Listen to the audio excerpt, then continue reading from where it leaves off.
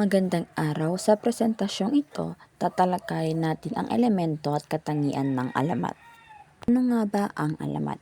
Sa wikang Ingles, ito ay legend o folklore. Ito ay isang uri ng panitikan naglalaman ng tungkol sa mga pinagmulan ng mga bagay-bagay sa daigdig. Kung minsan nagsasalaysay ito ng mga pangyayari hinggil sa tunay ng mga tao at pook. Tumatalakay din ito sa mga katutubong kultura, kaugalian at kapaligiran. Ano naman ang katangian ng isang alamat? Ito ay isang katang-isip o binubuo ng imahinasyon lamang. May mga pangyayaring hindi nagaganap sa tunay na buhay. Ito ay punong-puno ng mga kapangyarihan, pakikipagsapalaran at hiwaga. Kasasalaminan ng kultura at kaugalian ng mga tao sa lugar ng pinagmulan nito. At meron itong may mapupulot na aral. Ano naman ang bahagi ng alamat? Sa simula dito makikita ang mga tauhan, tagpuan at suliranin.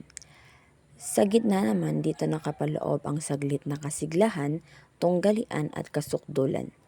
At sa panghuli o sa wakas dito makikita ang kakalasan at katapusan. Sa elemento ng isang alamat, dito makikita ang mga tauhan, kung sino ang gumanap sa alamat, tagpuan kung saan ginanap, suliranin kung ano ang problema o hamon na humahadlang sa tauhan, mga banghay o pangyayari o sunod-sunod na pangyayari sa kwento, mga solusyon o kinalabasan, paglutas sa suliranin at paliwanag ng pinagmulan.